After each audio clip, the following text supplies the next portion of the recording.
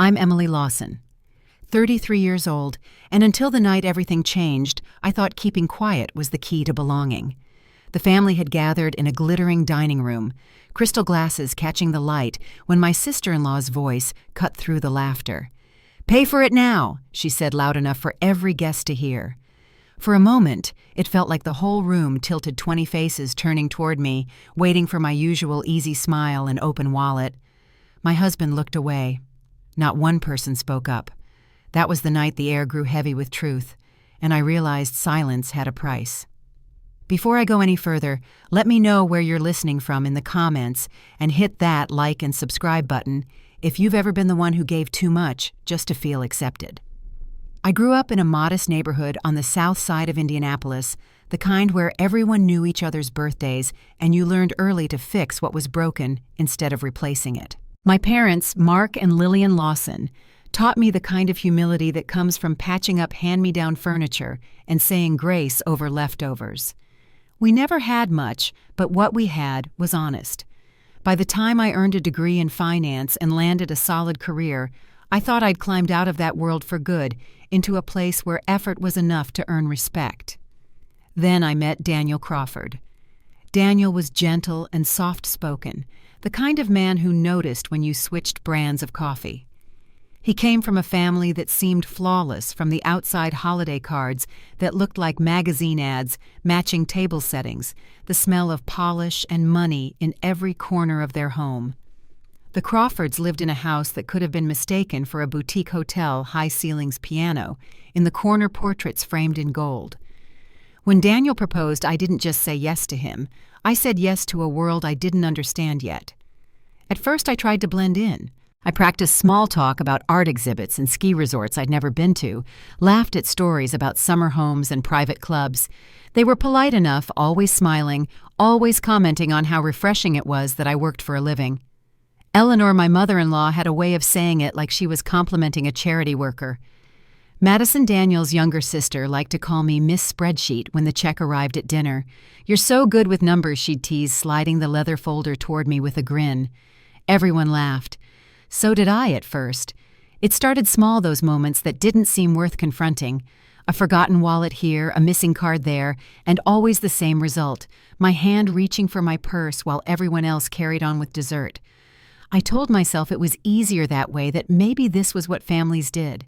They'd been raised with a rhythm of unspoken rules, and I thought if I could just learn the beat, I'd finally be part of it. Every dinner, every celebration felt like a test I could pass if I just stayed agreeable. My upbringing had taught me generosity, not submission, but somewhere along the way, the two blurred together. I paid because it made things smoother. I volunteered because it filled the silence. And each time the gratitude shrank a little more. When I got promoted at work, vice president of financial planning, at 32, I expected someone to notice. I'd been at dinner with the Crawfords that night when the news broke online. I remember glancing around the table, waiting for a nod, a smile, anything. Nothing. The conversation rolled on about renovations and weekend trips, as if my accomplishment didn't fit their decor. Daniel wasn't cruel.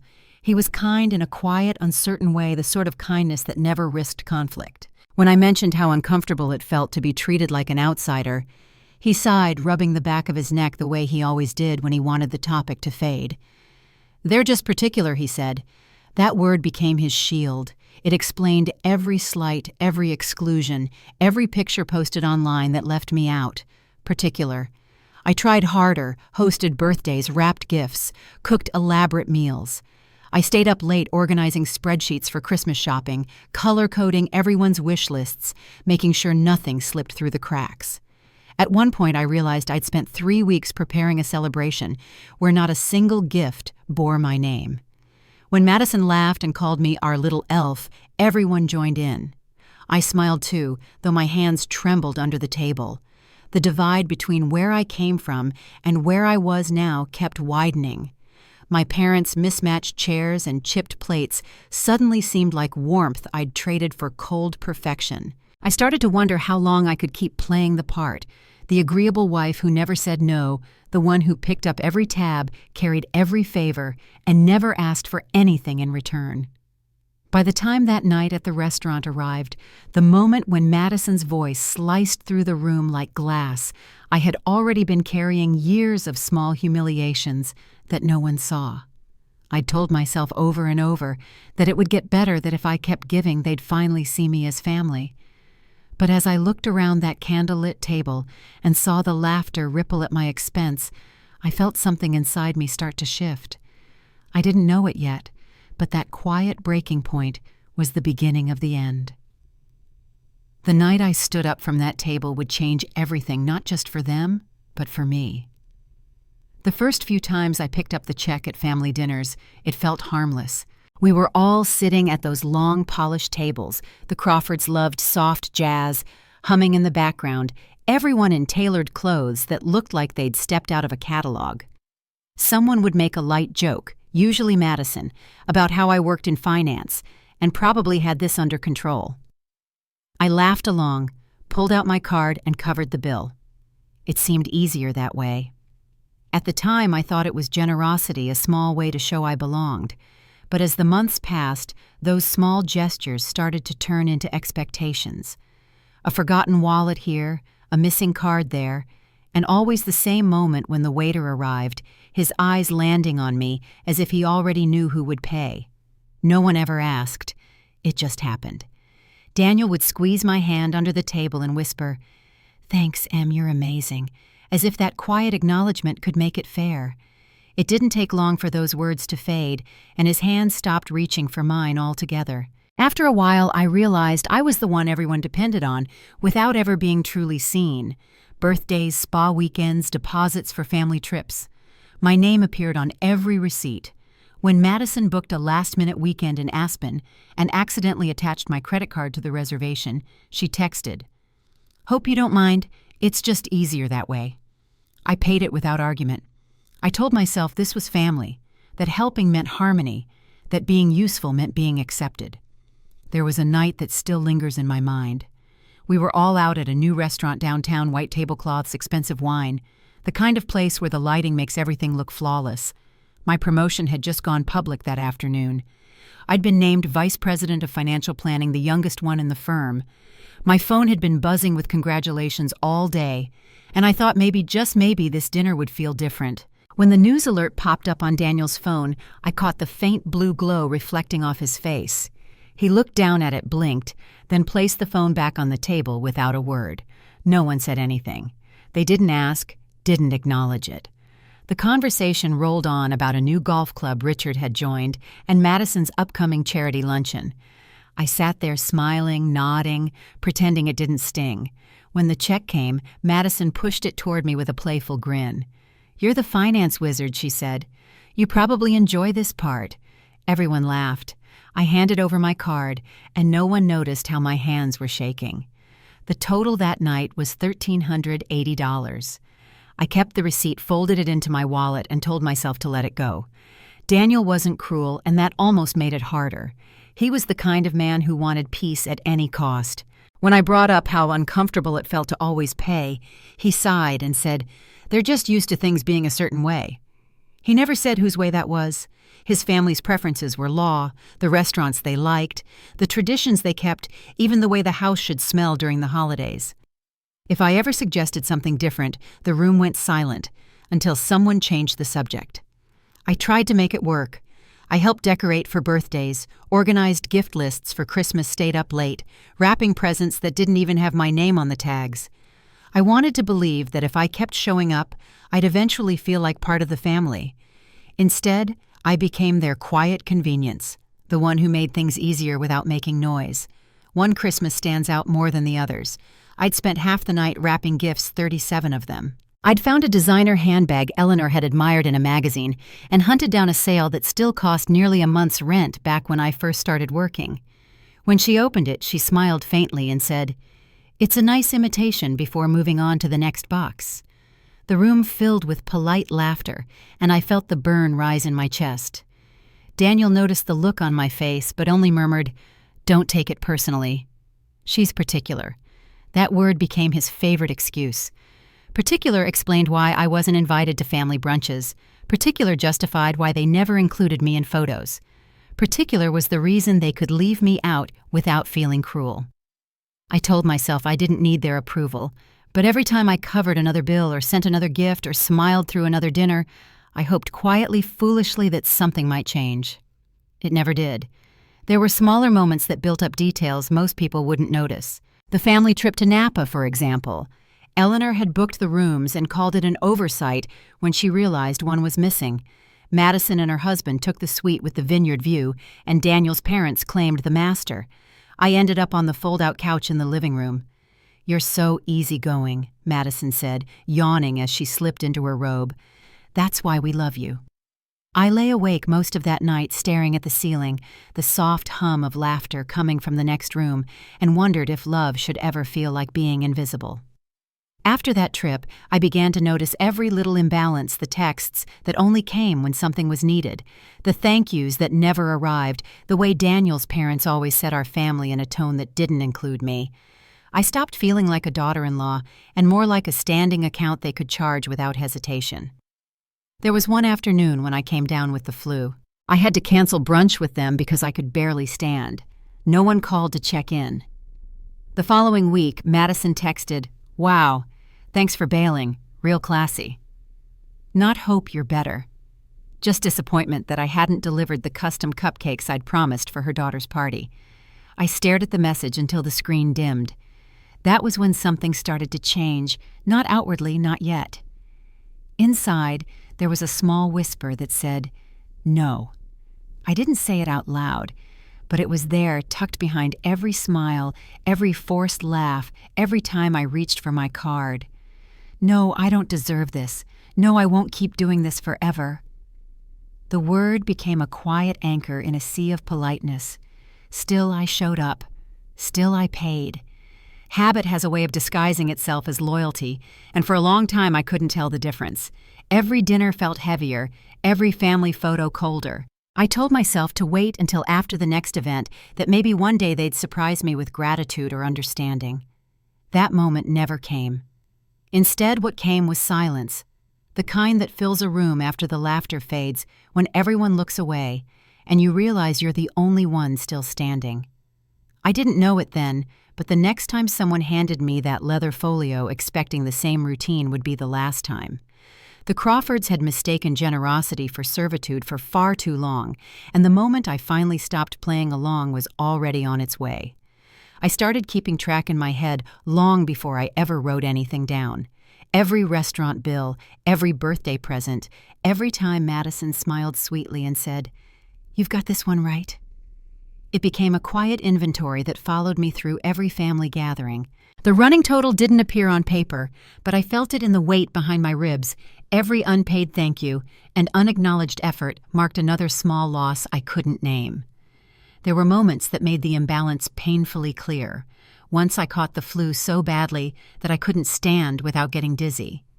I texted Eleanor to let her know I wouldn't make it to brunch that weekend. She didn't reply. A week later, Madison sent a message that said, "Wow, thanks for bailing. Real classy." Not a single word asking how I was feeling, not even a polite gesture. I sat on the couch wrapped in a blanket staring at the phone until the screen dimmed and realized I'd become useful only when I was available to them. After that, the silences became sharper. When I didn't show up to family dinners, no one checked in. When I did, they acted like I'd been gone for months, showering me in polite questions that felt like small interrogations.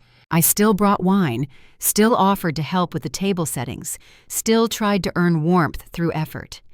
Every time I reached for my wallet, a small part of me hoped someone else would reach too. They never did. The vacation to Napa was what finally made the pattern impossible to ignore. Eleanor had organized the trip complete with vineyard tours and a catered dinner overlooking the hills. When the reservations came through, she realized one room was missing. It wasn't up for discussion. I was assigned the fold-out couch in the suite Madison shared with her husband. "You're so easygoing," she said, smiling as she unpacked her suitcase. "That's why we love you." I smiled back, though my stomach twisted. That night, while the others slept behind closed doors, I lay awake listening to the hum of the air conditioner, wondering when I had become the family's convenience. I told Daniel about it once we got home. I expected him to be surprised, maybe even upset. He wasn't. He rubbed the back of his neck and said softly, "They didn't mean anything by it, Em. You know how they are." That was his favorite line, gentle, dismissive final. I wanted to believe him, but there was something about the way he said it, like even he knew it wasn't true. For a long time, I kept my head down and convinced myself I could handle it. I told myself I was strong enough, smart enough, and that this was just how some families worked. I convinced myself that being generous meant being good, and that maybe goodness would earn me belonging. It didn't. When Daniel forgot his wallet one evening and I paid again, I opened my laptop that night and started typing. It began as a list on a blank spreadsheet, just a few lines to make sense of things. But as I filled it out, it grew. Date, event total, who benefited. Dinner at the Harbor Club, $400. Madison's birthday spa package, $900. Plane tickets to Charleston for the Crawfords' anniversary trip, $2,300. Each line built on this last until 3 years of dinners, gifts, and obligations stretched across the screen. 78 entries in all. The total, $91, $040. I stared at the number for a long time. It didn't make me angry. It made me tired. That night I couldn't sleep. Daniel was already turned away from me, breathing slow and steady, while I lay there wide awake with the glow of the spreadsheet still behind my eyes. Somewhere between the smallest expenses and the grandest ones, I had stopped being a person and turned into a ledger they all depended on. And yet none of them knew what it cost me to stay quiet. From then on, I started saying no quietly, just to myself. It was like an affirmation I whispered in secret. No, I don't have to be the one who makes this easier. No, I won't let them decide what generosity should look like. No, I'm not going to shrink anymore. The word felt strange at first, like it didn't belong to me yet. But it was there every time I smiled through another dinner or planned another gift exchange. It grew louder in my mind until it became the only thing that sounded like truth. I began to see how deeply I'd mistaken tolerance for strength. I'd allowed small slights to build into walls around me, keeping me contained but never protected. The Crawfords didn't hate me. They simply didn't see me. And Daniel, for all his quiet kindness, had never stepped between me and the people who chipped away at my dignity piece by piece. Still, I stayed. I told myself I'd wait for one more family event before deciding what to do. It would be Eleanor and Richard's 40th anniversary celebration, a vow renewal dinner planned at one of the most expensive restaurants in the city. Madison texted me the week before. "You're coming, right?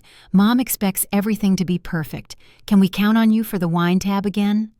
I stared at her message for a long time, my thumb hovering over the keyboard. The old version of me would have written, "Of course, happy to help."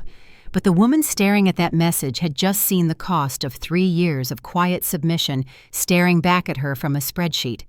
This time, I didn't type an explanation or an excuse. I just wrote, "Sure." Then I set the phone down and closed my laptop. In the days that followed, I prepared in silence. Not with anger, but with intention. I printed out the spreadsheet page after page, each line a record of the generosity they'd mistaken for obligation. I placed it all into a white envelope, sealed it carefully, and left it by the door. It wasn't about revenge. It was about being done pretending. When the night of the dinner arrived, I dressed in black. Not as a statement, not even as defiance. It was just the only thing that felt right. Simple, steady, unshakable. Daniel seemed nervous as we drove downtown. He adjusted his cufflinks 3 times before we even reached the parking garage. "They've really gone all out," he said, glancing at the glittering lights outside the window. I nodded, but my mind was elsewhere. The restaurant was all elegance white linen, soft candlelight, a string trio playing in the corner. 2 long tables filled with family and friends, everyone laughing as waiters poured champagne. I sat near the end unnoticed, filling my own glass, while the others toasted and smiled for photos. Madison stood to give a short speech, calling out each person who had made the night possible. My name wasn't mentioned. I expected that. The waiter brought out the bill in a small leather folder, placing it discreetly at the center of the table. Madison picked it up with a grin and flipped it open. "Wow," she said loudly, her voice carrying above the hum of conversation. "Who knew love cost so much?" Then she turned toward me, eyes glinting. "Emily, be a dear and handle this, would you?" The laughter that followed was light, polished, practiced. I didn't pick up my card this time. I didn't even reach for my purse. Instead, I folded my napkin neatly and placed it across my plate. The chair scraped against the floor as I stood, and the sound seemed to cut through the room. Madison kept smiling, but I could see the flicker of uncertainty behind her eyes. I looked around the table at Daniel, at his parents, at the family that had treated my generosity like background noise, and I knew this was it. What came next would silence the room in a way none of them expected. But before I spoke, before the truth finally found its voice, I took a single breath and reminded myself that for once I wasn't going to pay for anyone but me. The laughter at the table still hung in the air when I stood up. The sound of my chair scraping across the marble floor was louder than I expected, sharp enough to slice through their amusement. Madison was still smiling, her eyes glinting like she was waiting for me to make a scene she could mock later. But I didn't raise my voice. I didn't need to. The candlelight flickered across the long table, reflecting off crystal glasses and polished silverware. Every detail of the restaurant had been chosen to impress fresh roses, linen napkin servers who seemed to glide instead of walk. It was the kind of setting that made people feel untouchable. But as I looked around, watching 20 faces turn toward me, all perfectly framed in soft golden light, I realized how fragile that illusion really was. Emily Eleanor said from the head of the table, her tone polite but warning, "Sit down, you're making everyone uncomfortable." I reached into my purse instead, my movements slow, deliberate. The envelope I'd sealed that morning was heavier than it looked. I placed it on the table and slid it toward Madison. "You want me to pay," I said quietly. "All right, let's talk about what I've already paid." Madison's smile faltered. She gave a short, nervous laugh, glancing around the table as if waiting for someone else to step in. "Emily, it was a joke. Lighten up." No one else spoke. Even the waiter who had been collecting plates froze mid-step. I could hear the faint hum of the jazz trio in the corner and the clink of a spoon somewhere across the room. I kept my gaze steady on Madison as she opened the envelope and unfolded the first sheet. Each page was printed and numbered: dinners, gifts, vacations, deposits. I'd listed them all in clean columns with totals at the bottom. "That's 3 years' worth," I said evenly. "Every bill, every favor, every forgotten card." Her fingers trembled as she flipped through the pages. The sound of paper sliding against paper echoed louder than the music. Richard leaned forward, squinting at the list. "What is this?" "It's what I've covered for this family," I answered. "You might want to start from the beginning." Eleanor's lips tightened, her glass of champagne still hovering near her mouth. Madison muttered something under her breath, but the number at the bottom of the last page stopped her cold. She blinked, her face draining of color. $97,000, she whispered. $97,642.18, I said. "Not counting tonight." Gasps rippled down the table. One of Richard's friends coughed into his napkin. Madison looked at Daniel as if begging him to say something to save her from the humiliation. He didn't. His hands were on his lap, his expression pale and stunned. Eleanor finally set her glass down. "This is incredibly disrespectful," she said sharply. "You're embarrassing yourself." I shook my head. "No, Eleanor, I'm freeing myself." Her eyes widened slightly, but I didn't give her time to respond. "You've treated me like a bank with a dress on. Every time you forgot your wallet or had a rough month, I filled the gap." I told myself it was love, that maybe someday it would be returned in something other than polite silence. The room stayed still.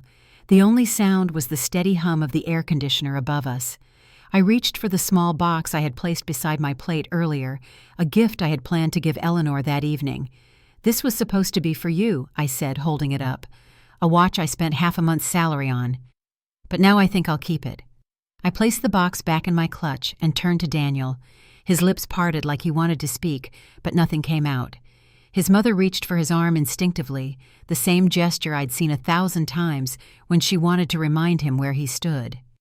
"Daniel," I said quietly, I'm done. Whether or not you choose to follow me, I'm walking out of here with my dignity. That's more than anyone at this table ever gave me." He looked at me helplessly, his hand twitching against the tablecloth. I didn't wait for his answer. As I walked toward the exit, I could feel their eyes following me. The soft click of my heels against the marble floor sounded almost rhythmic, like the punctuation to a chapter finally ending. Near the host's stand, I paused, turned slightly, and said, just loud enough for the room to hear, "By the way, I booked this restaurant for you. The deposit was non-refundable. So technically you've already used me tonight. Congratulations." Then I left. Outside, the night air was cool against my skin. The city lights stretched out across the horizon, reflected in the glass towers and puddles along the street. My hands were steady as I unlocked the car. I didn't cry. I didn't even feel angry. It was as if all the noise of the last few years had finally gone quiet. The drive home was slow silent. I passed familiar blocks, the bakery where Eleanor had once dismissed the pastries as too ordinary, the boutique Madison adored, the street where Daniel and I had taken our wedding photos. Everything looked the same, but nothing felt like it used to. When I reached our apartment, I slipped off my heels and stood barefoot in the entryway. The dress I had chosen so carefully for the dinner suddenly felt like a costume. I unzipped it, let it fall to the floor, and tossed it into the donation pile by the door. Then I made tea and sat on the kitchen floor, my back against the cabinet, watching the steam curl into the air. It was quiet, so quiet I could hear my own breathing. For the first time in years, it didn't feel like silence was closing in. It felt like space. My phone buzzed on the counter. Daniel's name flashed across the screen. I let it ring until it stopped. Then came another and another. Finally, a message appeared. "Em, please talk to me." I set the phone face down. I wasn't ready. Not tonight. By morning, there were 6 missed calls from him, 1 from Eleanor and 2 from Madison. The messages were what I expected: Eleanor accusing me of cruelty, Madison calling me dramatic, Daniel asking, "Why didn't you tell me it got this bad?" I almost laughed. I had told him, just never in words he wanted to hear. Every quiet sigh, every look at a bill I didn't question, every time I said, "It's fine," had been a warning. He just hadn't listened. As the day unfolded, I packed a small bag. I didn't know where I was going yet, but I knew I needed to leave that apartment. Before I walked out, I looked around one last time, the framed photos, the untouched vase of lilies on the table, the faint scent of Eleanor's favorite candles that Madison had insisted we use for ambience. It all felt borrowed, like someone else's life. When I stepped outside, the wind caught my hair and brushed it across my face. For a brief moment, I felt the weight lift from my chest. The Crawfords might have lost their perfect dinner that night, but I had found something better. The courage to walk away was quiet, steady, and mine alone. I didn't know what the days ahead would bring, but I knew the next time the phone rang, I'd have to decide what to keep and what to finally let go. The next morning, the world felt still. The city hummed faintly outside my window, but inside my apartment there was only quiet, the kind that sits heavy before it turns into peace. The phone on the counter lit up again and again.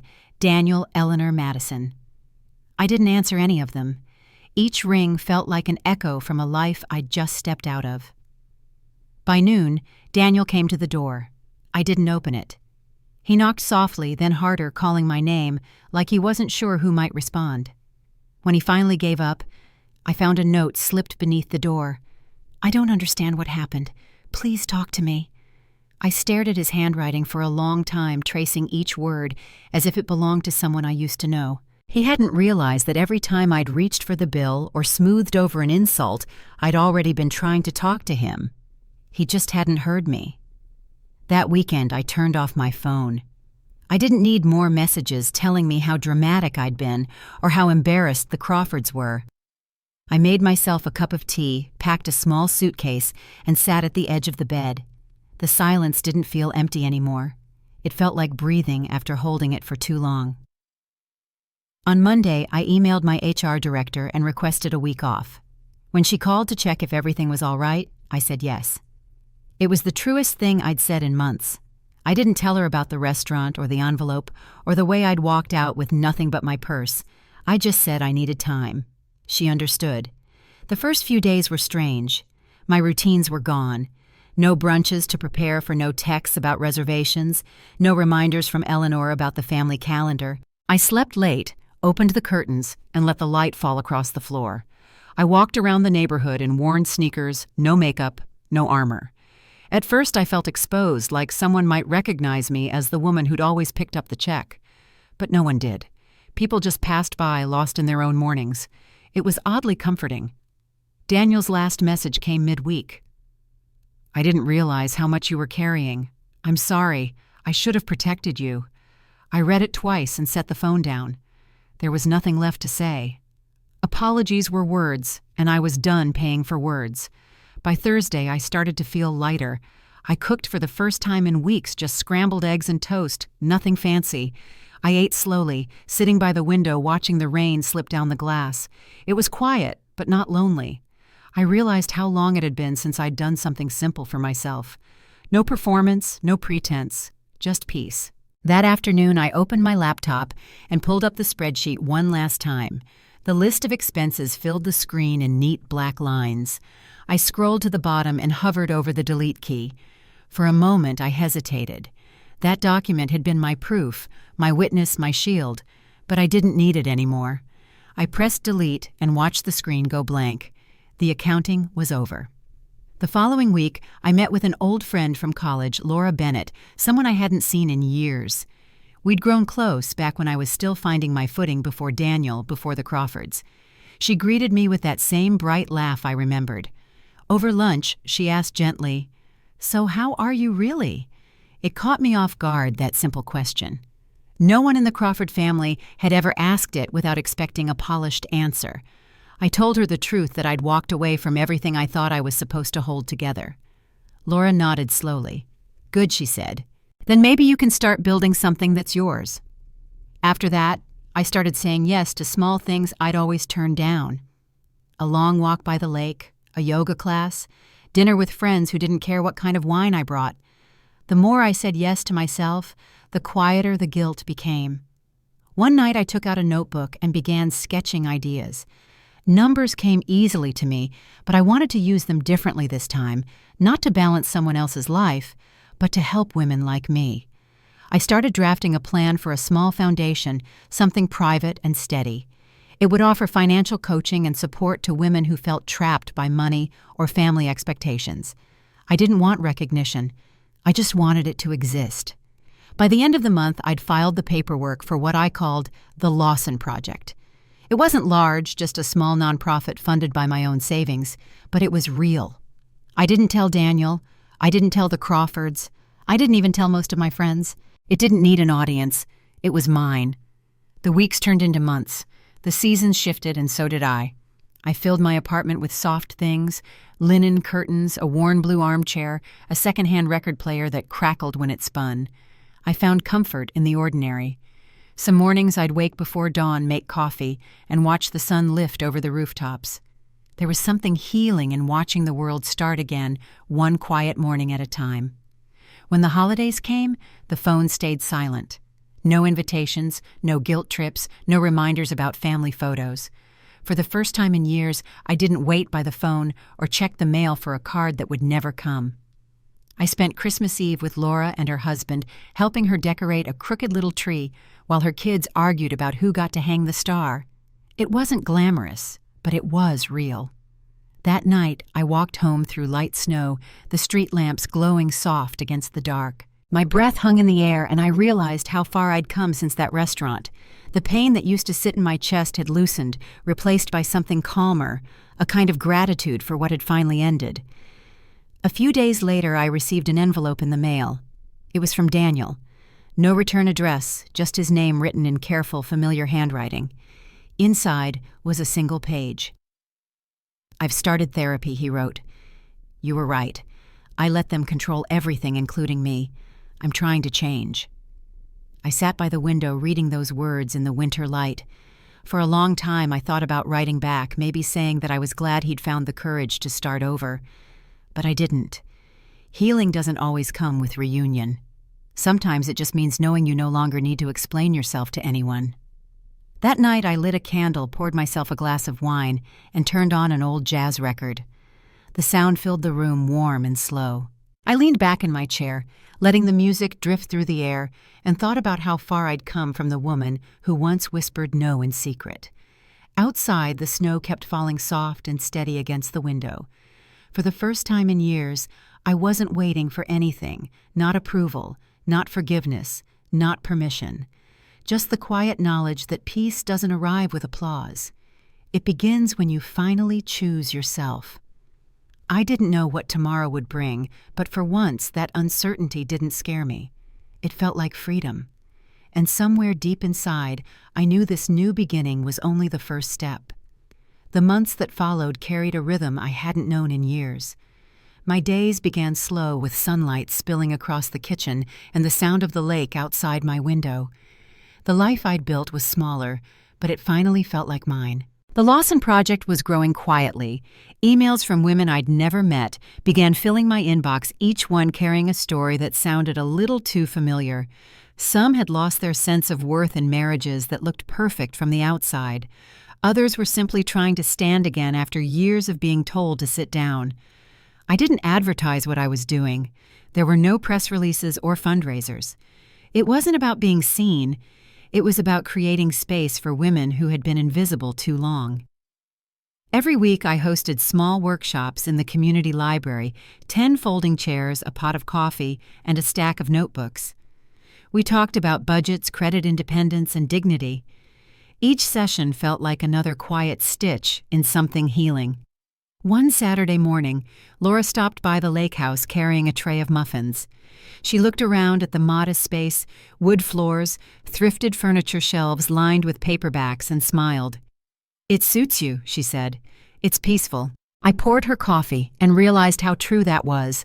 I had traded marble countertops for calm mornings, and it was the best exchange I'd ever made.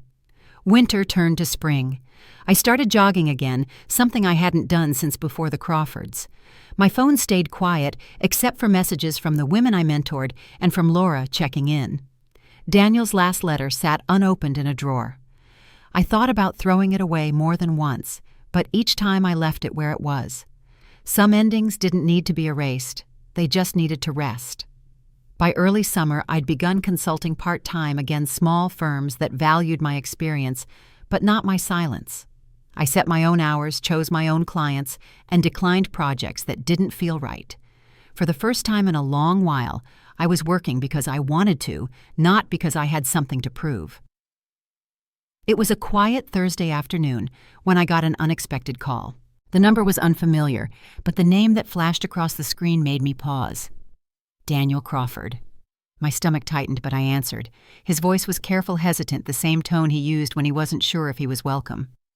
"Emily," he said softly, "I'm not calling to ask anything. I just wanted to say thank you for walking away when you did. It forced me to look at everything I'd ignored. I listened without interrupting." He talked about therapy, about the months he spent trying to unlearn his family's hold on him. "They don't talk to me much now," he admitted, "but it's quieter that way, and maybe that's okay." There was a long pause. Then he said, "I'm proud of you, you know, for everything you've built." "Thank you," I replied, and I meant it. We didn't say goodbye. We didn't need to. The line went silent, but it didn't feel unfinished. It felt like closure, not the dramatic kind, but the kind that comes softly like a door closing without a sound. That night, I walked down to the lake as the sun dipped behind the trees. The water shimmered gold and silver, catching the last of the light. I took off my shoes and stood at the edge, feeling the cool ripples brush against my toes. I thought about the woman I used to be, the one who kept receipts as proof that she mattered, and how far she had come. When I went back inside, I found an email waiting. The subject line read, "You don't know me, but you saved me." It was from a woman in Detroit who had found one of my workshops online. She wrote about being in a marriage where she handled everything: the bills, the kids, the endless giving. She said she'd started her own spreadsheet not to calculate money lost, but to count the small ways she was reclaiming herself. "You helped me realize I'm not an expense," she wrote. "I'm an investment." I sat there for a long time after reading that. The words felt like a mirror held up to my own past. For years I had measured love in what I gave away. Now I was learning what it meant to give without losing myself. By the end of summer, the foundation had grown beyond what I imagined. We had volunteers, a website, even a small partnership with a credit union that offered workshops for single mothers. Laura teased that I'd built something out of thin air. Not thin air, I said one afternoon as we packed flyers for an event, out of what they tried to break. One evening as I closed my laptop after a long day, there was a knock at the door. When I opened it, I found a delivery box with no return label. Inside was a plain envelope and a note written in Eleanor's elegant script. "For what it's worth, I never meant to make you feel small." Beneath it was a check large, far larger than I expected, with a short line, "A contribution to your foundation." I stared at it for a long time, unsure whether to feel vindicated or numb. It wasn't an apology I could believe in, but maybe it was a beginning she didn't know how to word. I folded the note, slipped the check into the folder labeled Donations, and moved on. Not everything needed to be reconciled. Some things just needed to be accepted and set down. The next morning, the lake was still and glassy, reflecting the sky like a mirror. I brewed coffee and stepped outside with my mug, breathing in the damp air. The quiet felt different now, no longer empty, but earned. Sometimes people assume closure is loud, a speech, a confrontation, a dramatic ending. For me, it was this, a calm morning, a full breath, a life rebuilt from the quiet parts I used to ignore. Later that day, Laura called to tell me she'd seen a small article in the local paper about the Lawson Project. "They mentioned your name," she said, laughing. "You're officially public now." I smiled, glancing out at the water. Let them know what peace looks like. The wind carried across the lake, soft and steady, rippling the surface, just enough to remind me that stillness doesn't mean nothing is moving. It just means the motion has changed. As the sun lifted higher, I realized I was no longer waiting for permission to live the life I wanted. I had already begun. And somewhere out there, maybe in another city, another quiet kitchen, someone else was taking their first step too. Autumn arrived softly that year. The air turned crisp around the lake, carrying the faint scent of wood smoke and rain. I'd gotten used to the rhythm of morning's coffee emails, the sound of leaves brushing against the window. The Lawson Project had grown beyond anything I'd imagined. What started as 10 women in a library basement had become a small but steady community.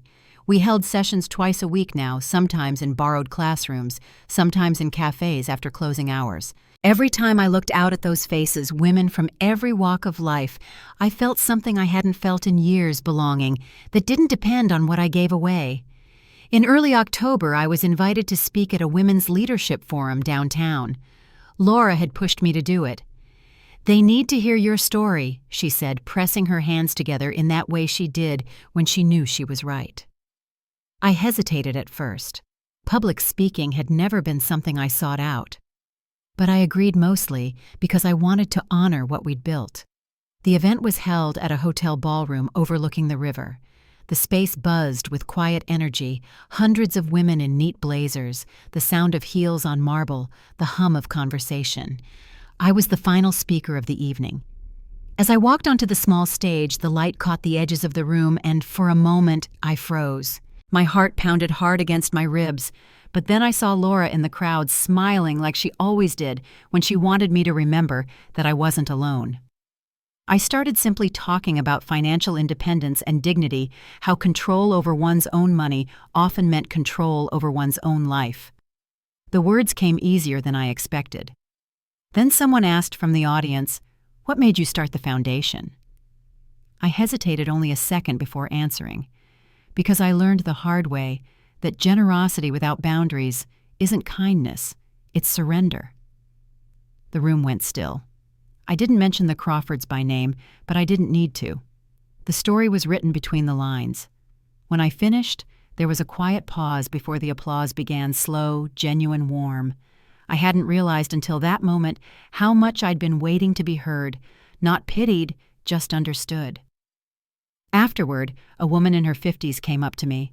Her voice shook a little when she said, "I wish someone had told me that 20 years ago." I reached for her hand and said, "You're hearing it now." That simple exchange stayed with me for weeks. By late fall, The Lawson Project received a small grant from a civic foundation downtown. It meant I could expand the program, hire 2 part-time coordinators, and create an online mentorship hub. I decided to name the first scholarship after my mother the Lillian Fund, to honor the quiet strength she'd shown raising me on a shoestring budget and endless determination. When the paperwork came through, I framed the certificate and hung it by the window above my desk. One gray afternoon, as I was finishing emails, my phone buzzed with a number I didn't recognize. I almost ignored it, but something made me answer. "Emily Lawson," a woman asked. "This is Rachel Morgan. I work with the Crawfords estate attorney." My stomach tightened at the sound of that name, but her voice stayed calm, professional. "I'm calling to inform you that Daniel and his family have completed a financial settlement related to the restaurant incident last year. There's a statement they'd like you to have." I didn't say anything for a long moment. She added gently, "It's not a demand, just acknowledgement." 2 days later, a package arrived. Inside was a simple letter from Daniel, handwritten, folded neatly. His words were careful, measured, but honest. He wrote that he had filed for his own separation from the family's joint finances. He'd stepped down from his father's firm, taken a position in another city, and wanted me to know he'd honored every debt left behind. The final paragraph said, "You were the first person who taught me that love without respect is just habit. I hope you found peace. I'm still learning how to." Beneath his letter was another shorter note from Eleanor. Her handwriting, once sharp and elegant, looked smaller now. "You were right about boundaries. I wish I'd known sooner. Take care of yourself." There was no signature from Richard or Madison. I didn't need one. I placed both letters in a drawer, not out of bitterness, but because I didn't want them displayed. Some apologies are meant to rest quietly, like stones sinking to the bottom of a lake. That evening I took a walk through the neighborhood. The sun was low, spilling amber light across the water. Children's laughter drifted from a nearby park, the sound mixing with rustling leaves. I thought about how much had changed in a year. The woman who had once felt small enough to be dismissed at a dinner table had now built something others depended on. And not because she was useful, but because she was whole. In November, the local paper featured an article about the Lawson Project, pairing my photo with a headline about women building futures. I read it once and tucked it away. Recognition was nice, but it wasn't the goal. What mattered were the stories that came after women who sent emails saying, "I finally opened my own account," or "I started saying no without guilt." Those messages felt like quiet justice. A week before Thanksgiving, I received one more letter, this time from Madison. Her tone was different. It wasn't an apology, not exactly, but it was raw. She admitted that her marriage had fallen apart, that she was working 2 part-time jobs to stay afloat. "I used to think money meant control," she wrote. "Now I see it means choice. You were trying to show us that all along." I sat by the window reading her words until the light faded. I didn't reply. There was nothing to add, but for the first time I didn't feel anger, just release. As the holidays approached, Laura invited me to her home for Thanksgiving. Her kitchen smelled like cinnamon and butter. Her kids ran in and out, and the table was crowded with food and laughter. At some point she leaned over and asked quietly, "Do you ever miss them?" I looked out the window at the dusk settling over the lake. "I don't miss who they were," I said softly, "but I'm grateful for what they taught me." That night when I got home, the sky was clear and cold, stars sharp against the dark. I stood on the porch for a while, listening to the stillness. The air felt full of endings and beginnings, both at once. The next morning, I woke early, brewed coffee, and opened my laptop. On the screen was the draft of an expansion proposal for the Lawson Project. I typed the final line and smiled, realizing how far I'd come from the woman who once thought walking away meant failure. Sometimes justice doesn't arrive with applause or revenge. Sometimes it's a quiet, steady life rebuilt on your own terms. And as I looked out over the water, a new thought began to take shape, something even larger waiting just beyond the horizon. The following spring arrived like a quiet promise. The air carried the scent of rain and lilac, and the lake thawed back into silver. The Lawson Project had just celebrated its first anniversary. What started as a handful of women in a library basement now reached hundreds across the state, each one finding her own way back to confidence. I watched it grow from my little office by the window, sunlight spilling across the desk, and thought about how strange it was that peace could come from something once born of pain. We'd just approved the first group of recipients for the Lillian Fund. 10 women each with stories of rebuilding after lost divorce or debt would receive support to finish school or start their own small businesses. When I signed the last approval form, I whispered my mother's name out loud. It felt like a full circle moment. Her steady strength had guided me more than I ever realized. Laura stopped by that afternoon with a basket of tulips. She looked around the office at the flyers on the wall and the photos of our workshops and said, "You did it, Em." I smiled, shaking my head. "No," I said. "We did." She laughed, hugging me tightly before heading out, leaving behind the faint scent of her perfume. That evening, I walked down to the lake again, the same path I'd taken on the night I first decided to leave the Crawfords behind. The water moved gently, catching the last of the daylight.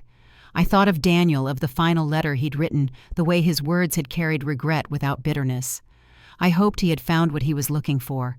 Some endings don't need to be rewritten, they just need to be understood. The Crawfords never reached out again after Madison's letter, and I never expected them to. In a way, their silence was its own kind of apology. People like Eleanor and Richard built their lives on image, not connection. I had finally learned to value the opposite. My worth was no longer something I had to prove across a dinner table. As the sun dipped low, I sat on the dock with my feet dangling above the water. The sky shifted from gold to deep blue, and a soft breeze carried the smell of pine. I thought about the woman I used to be, the one who paid for everyone and asked for nothing. She had walked into that restaurant years ago, thinking she could earn love by being useful. She had walked out discovering she didn't need to.